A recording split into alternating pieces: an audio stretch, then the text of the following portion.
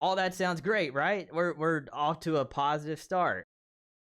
That's not going to last very long. What's going on, everybody? Welcome to another Keys with Crohn's video. If it is your first time here, shocker, I'm Keys. You can call me Keys, you can call me Trey, whatever. But I started this channel recently over the last couple of weeks just to document my 10.5-year journey with Crohn's disease and hopefully be a light to people out there who are going through some similar things, and just to, hopefully be an encouragement that you're not alone in the fight. And today's video is going to be a little bit more on the disappointing, kind of frustrating side. I want this to be a positive place, but I'm also going to keep it real with everybody too. And pretty soon I'm going to start talking about individual topics and things like that that I've kind of gone through over these years. But today's video is something that I've been going through recently over the last couple of months, and I wanted to share it with you guys, and hopefully you can start to feel comfortable with me and kind of see where I'm coming from with all of this instead of just listening to a complete stranger on the internet. So buckle up, this is going to be quite an interesting video. We're going to rewind a couple of months into July, and as routine would go for Crohn's disease and colitis and things like that, you oftentimes have to go do blood work and get procedures done and things like that. So I was scheduled for a procedure that was going to be this summer, and so they wanted to do some blood work just to be sure things were good beforehand. So I go to do the blood work, and come to find out, that blood work did not turn out so well. The results showed that I basically had no iron left in my body, and my blood level was at a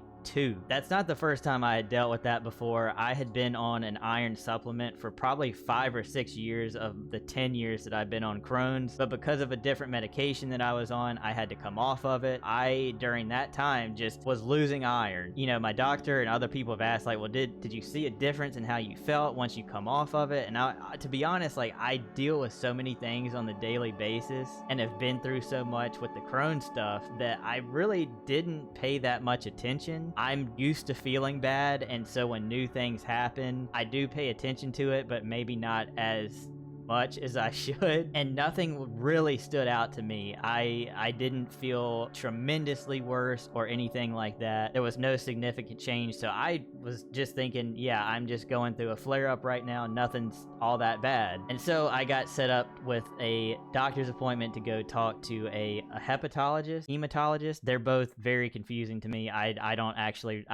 But either way, I got hooked up with an amazing doctor. She's awesome. I could not have asked for a better doctor, so I'm very blessed to have gotten this doctor specifically. But I went in, I did some blood work with them, and it was recommended that I get an iron infusion as soon as possible, and being that insurance is a pain in the butt, if it was going to take a while, they recommended that I get a blood transfusion because of how low my blood level actually was. And again, I've been through that before as well. I got a blood transfusion 10 years ago, and so I knew how that process went, but I really wanted to avoid that if I could. I just wanted to get the normal infusion and go from there, see what happened. Thankfully, insurance worked out pretty well, and because this was kind of an emergency case, they were able to work me in and get me scheduled for an iron infusion. All that sounds great, right? We're off to a positive start.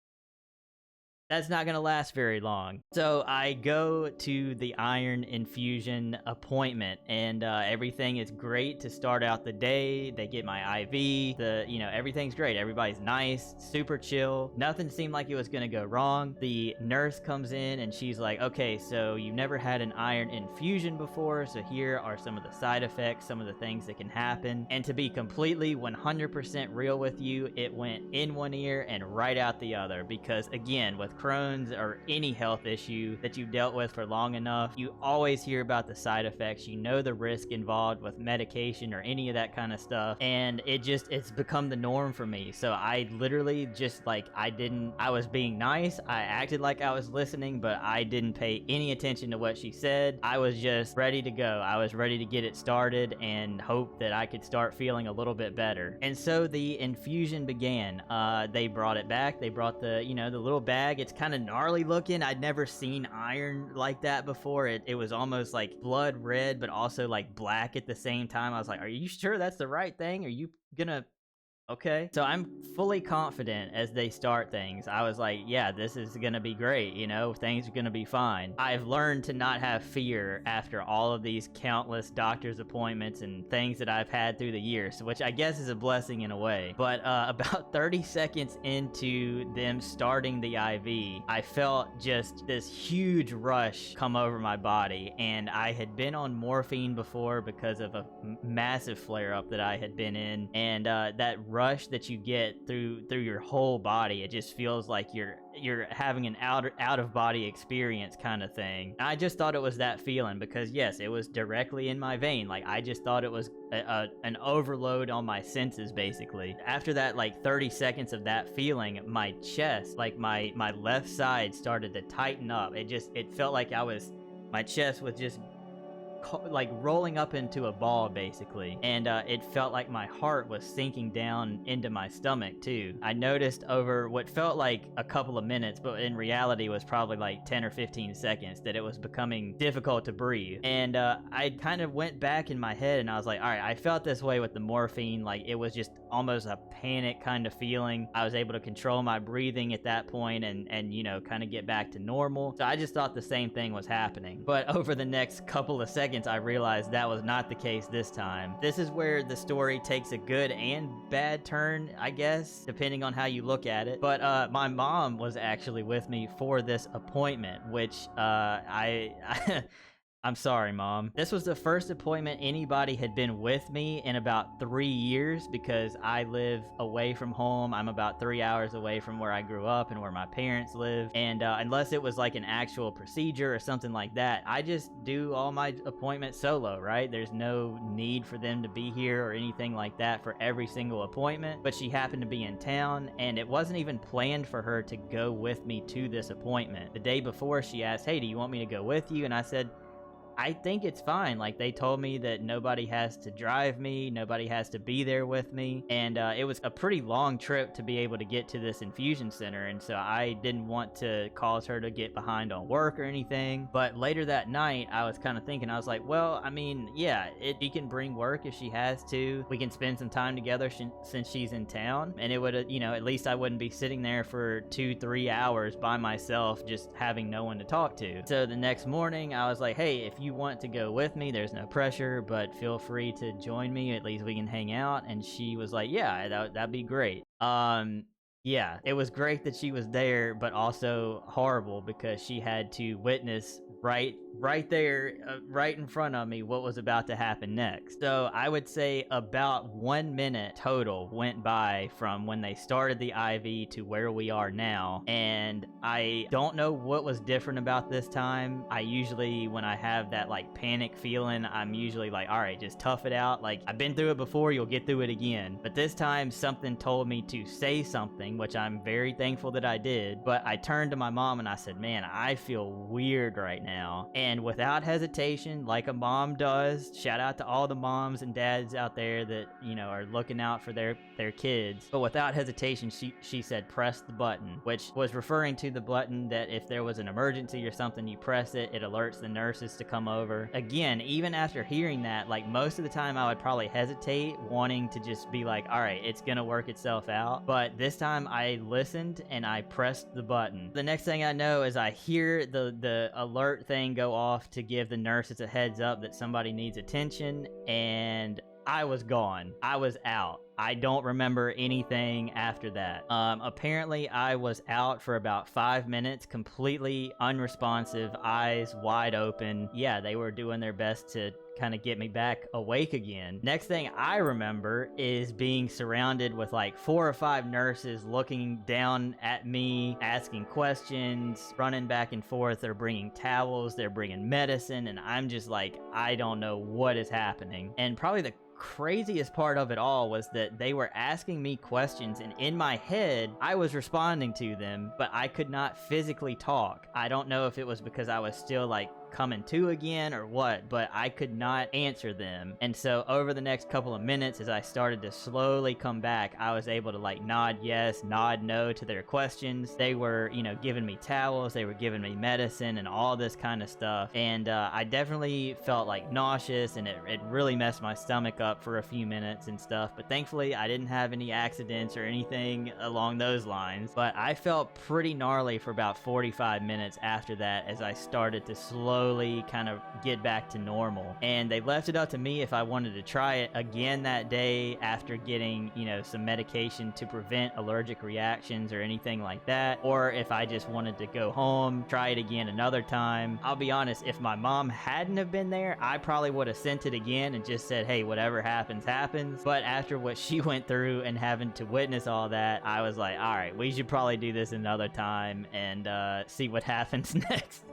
So the most unfortunate part of all that is that I didn't end up getting the infusion at all. I, at max, got about a minute and a half of the iron infusion itself. That is clearly nothing. That's not enough to help me in any way, but I still had to pay for it. I tried to fight it, and they were like, hey, like, you got the services. Technically, you got the medicine, because they couldn't reuse it. And so I had to bite the bullet and pay for that entire thing, which was $1,000 even after insurance. And to make it all worse, being that I didn't get the medicine itself, of course I was gonna have to try it again. So about a week and a half goes by, and I get cleared by insurance for a different kind of iron. I go back, and thankfully the second time everything went smoothly. There was no issues. I didn't have any reactions. The worst part was this one took about 7 hours total, because they wanted to give me some medicine beforehand to prevent allergic reactions.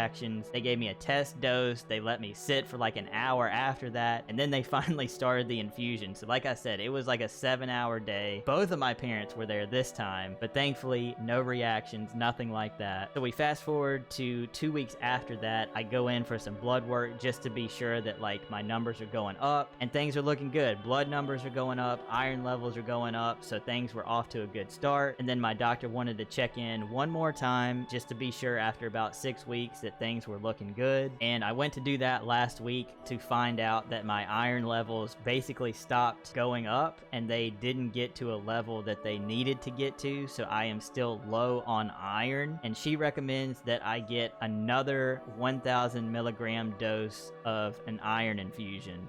The really unfortunate part about this is I can't afford to get this new iron infusion. I am still paying on the first one, the second one, and all the other medical bills that have come from the procedures that I had done, medications, blood work, all of that stuff combined. And so I'm unable to get the next iron infusion that I know I need for my body to fight everything else that's going on. It's a really like unfortunate situation, right? Because like you already know that you're sick and you're fighting against all of this stuff, and you know that there's something that can help you at least fight it and make it a little bit easier, and it's right there in front of you, and you just can't get to it, right? So that's kind of the situation that I'm in right now. Is like, I know for me to feel a little bit better, I need to get this iron, because that's such a vital part of how we function as human beings, and I can't get it. And it's very frustrating, because it's been just 10.5 years of just one thing after another. And I know that there's somebody out there that can relate to that, whether it's health stuff, or maybe it's not even health related at all. Maybe it's just life. Maybe it's a job situation. Maybe it's a relationship. Who knows what it is? So I had to tell my doctor that unless this is something that I like absolutely have to have within the next couple of weeks, it's gonna have to wait.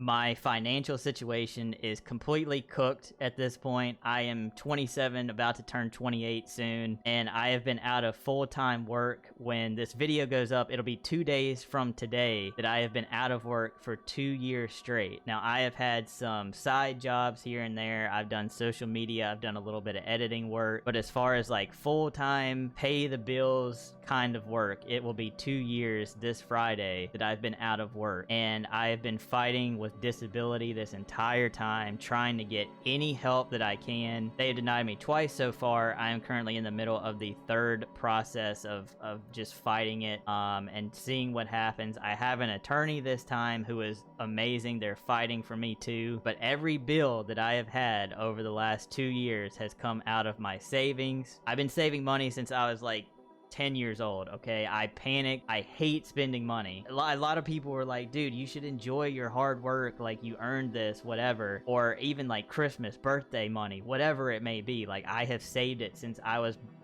early teens, even before that. And so I had a nice chunk of change in my savings account, plus what I had earned from work and stuff like that, and it is beyond gone at this point. I am barely making it past each month right now. I know you can look behind me and say, well, you got boards on the wall and stuff like that. That is my last resort. The boards and my PC setup to be able to stream and make videos, I am holding on to hopefully as long as I can, but it's getting to the point where I may have to get rid of this stuff too. I get a lot of help from my parents as well, which breaks my heart more than I could ever put into words. I'm a very independent person. I want to work hard for what I have and not be nearly 30 years old and have to depend on my parents as much as I do, but that is the situation that I'm in right now. And so my parents have had to take care of my rent for the last couple of years, and I have every intent of giving back one day if I am able to somehow build my life back together after this. Even though they don't expect it, they would never want it in return. That is basically what I wake up for every single day, is just the hopes that one day I can give it back. So that is the current situation that I am in, and the timing of this is just unbelievable. I feel like in a good and bad way. The bad ways being that, like, it's just, again, one thing after another. I recently just switched medications. That was in the last video where I talked about that. So I am in week 1 of a new medication, plus I have this situation to deal with now, and it's very confusing. It's very frustrating, but in the way that I think the timing is good is that I'm starting this channel. I've had the idea to start this since like midsummer, and I'm just now getting to it, and these things are happening as I like built this channel, and I feel like that wasn't a coincidence. I feel like God had that planned. Like, he planted the seed for the idea of this channel a couple of months ago. For whatever reason, it just kept getting delayed a little bit, and now here we are in, you know, early September, where I'm starting this new medicine. I'm in this situation with my iron, but I'm starting this channel, and I just feel like the whole goal of this channel is to be a positive light to one person. I hope it can reach multiple people, but just one person is like, if I can help you in any situation that you're going through, that's the whole point of this. Who knows, maybe you're dealing with something with your iron being low, or you're starting a new medication. You know, I just started Rinvoq. You might be on a completely different medication, but you're kind of scared, you're nervous about what's going to happen next. But just knowing that somebody else kind of understands, even if it's a stranger on the internet, can really help sometimes. And so that's what I'm here for. That's what this channel was built for, is to just hopefully be a little bit of a comfort, maybe a light to people out there who are going through this kind of stuff. One thing that I have definitely learned over these 10.5 years is that you have to rely on the things that you know are going to be there no matter what in your life, because health stuff is ever changing. You can have a good day and then a bad day the next day for no reason, or you could be having a great day, feeling great 1 hour, and the next hour you feel terrible. There's no guarantees with this stuff, but a lot of times the things that we can depend on are our faith, our family, our friends, things like that. And even though we may be strangers, I want you to know that I am here for you. Please don't ever hesitate to reach out if you have questions, concerns, or anything. If you want to talk about a topic or anything like that, please let me know. Drop me a comment. My Discord server will be linked down below. Most of that stuff is for my streaming content, but it is going to be open to anybody. Feel free free to DM me or anything like that. I want you to know that you are not alone in this fight, because I felt very isolated for a long time. It took me about 4 years to meet somebody else that had Crohn's disease. I can't begin to tell you how lonely that was. You know, I had support around me, but I needed to know that there was somebody else that had Crohn's, or maybe it's colitis or IBS, whatever that looks like for you. But just know that I'm here for you. You're not alone in this fight, and no matter how dark the days may get, there's always going to be a day where you can look back and say, I got through that. But that's it.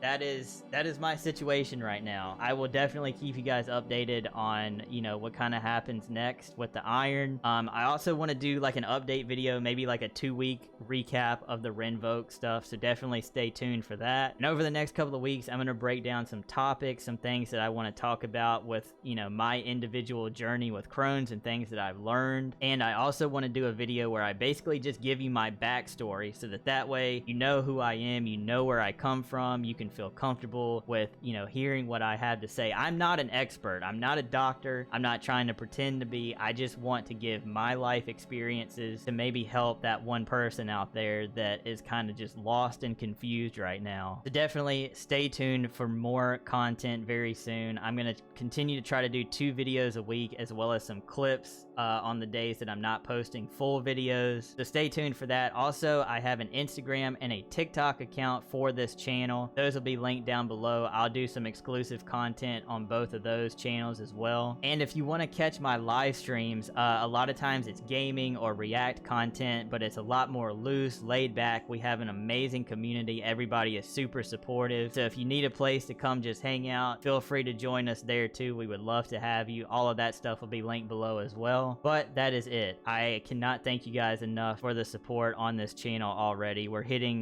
numbers that I thought would take months to get to, so I can't thank y'all enough for all the love and support. And again, one last time, please do not hesitate to reach out. I am here for you to do anything that I can. God bless you guys, and I will see y'all on the next video. Peace.